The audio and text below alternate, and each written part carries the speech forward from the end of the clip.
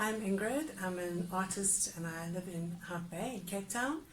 And Natasha from Addicted to Art has asked me to do a few videos to show you various paint techniques and possibly some polymer clay sculpture and just lots of different things to inspire you and to teach you various forms of art. So enjoy the videos.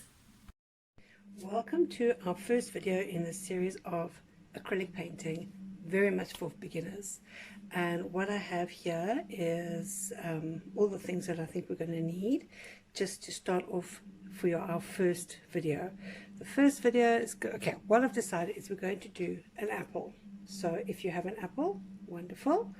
The idea behind the apple is because people assume an apple is round.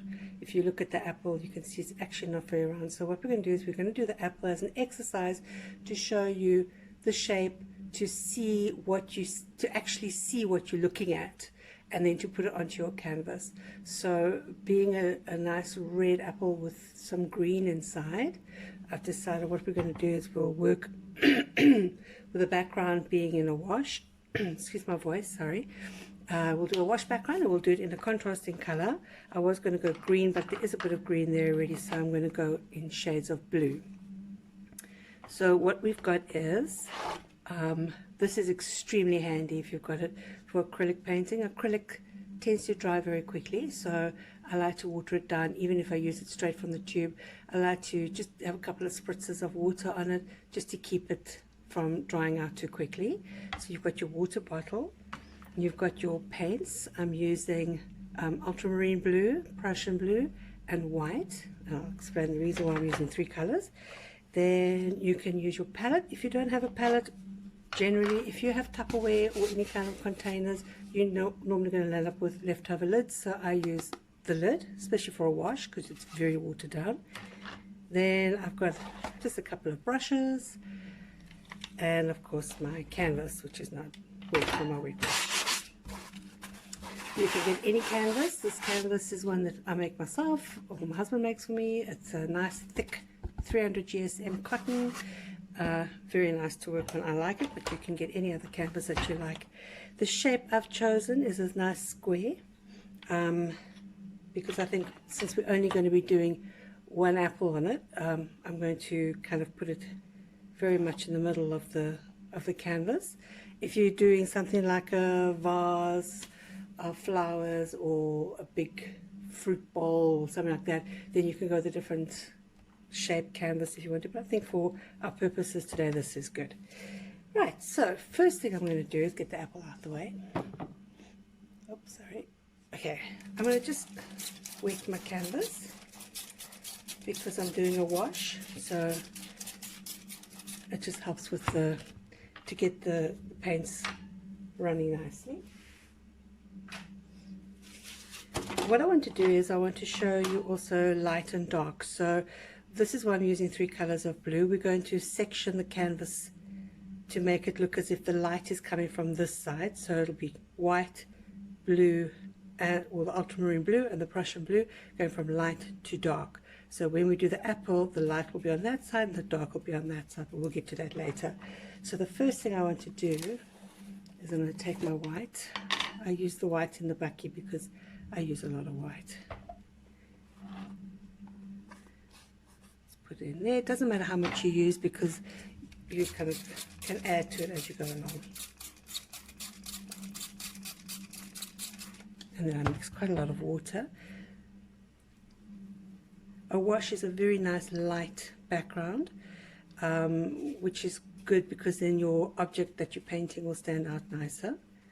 So it doesn't distract you. You have to have a nice focus, and in this case I want our focus to be the object that we're painting, which is the apple.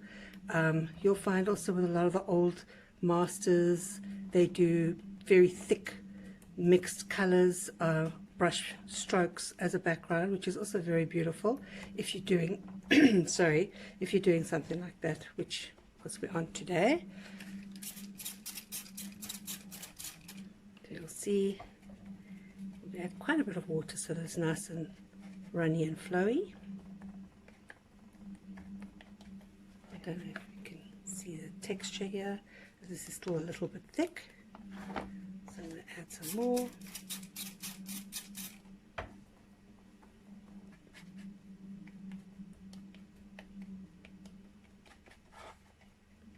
And this is why we're going to be doing it in a few videos, otherwise it's going to be very, very long watching.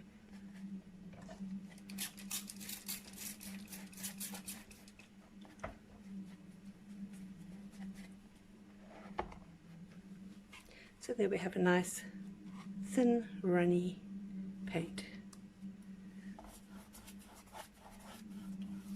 You can see it becomes quite transparent as well when you're painting. Okay, so I put that on one side, and I'm going to take my thickest brush, which apparently was not very clean,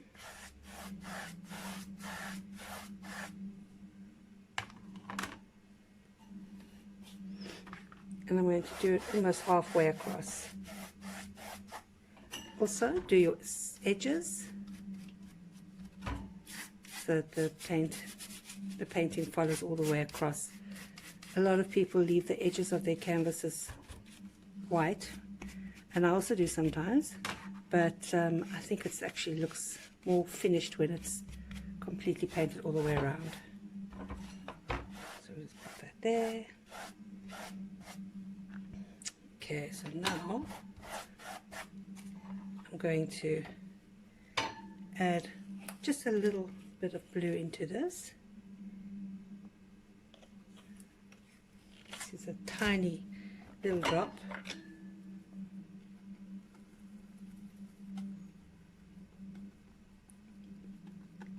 Mix that down.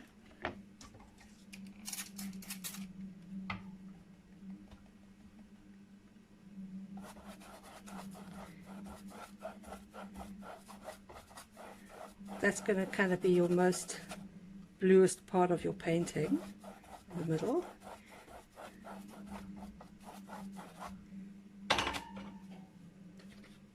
I'm using my brush again. I'm going to pull it down by stroking it up and down and moving it slightly across into the white so that it blends. But not all the way to the end, because you want to keep the white nice and clean on that side.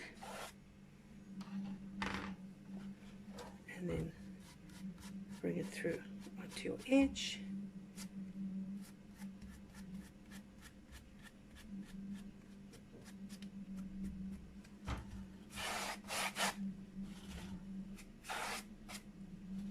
Okay, so you can get an idea of it getting lighter to darker. If you feel it needs to be blended a little bit more, take another clean brush. Oh, which isn't very clean either, sorry. Let's put that again.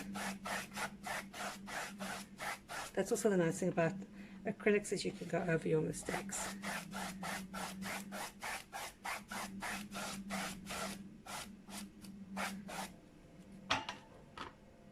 And then I want to add a little bit of my darkest blue, which is Prussian blue.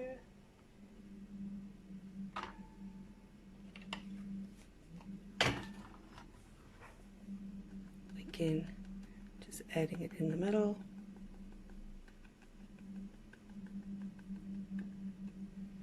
And put the darkest color, the cleanest Prussian blue, at the very end, because that will be your darkest area.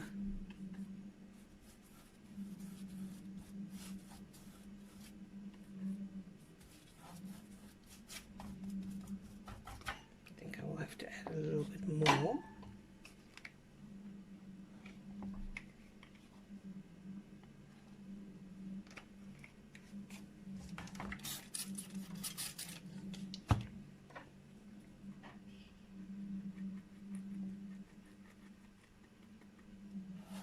Yeah, there we go. Make a nice line of the Prussian blue.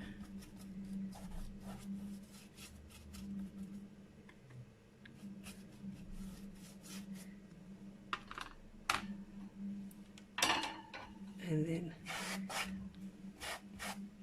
brush it into your other blue.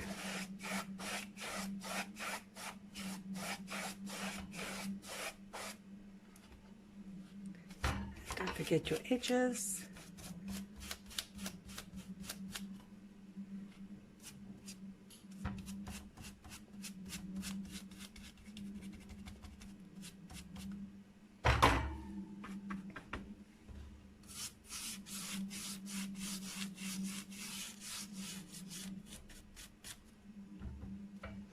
And there we have a very basic wash going from your darkest to your lightest.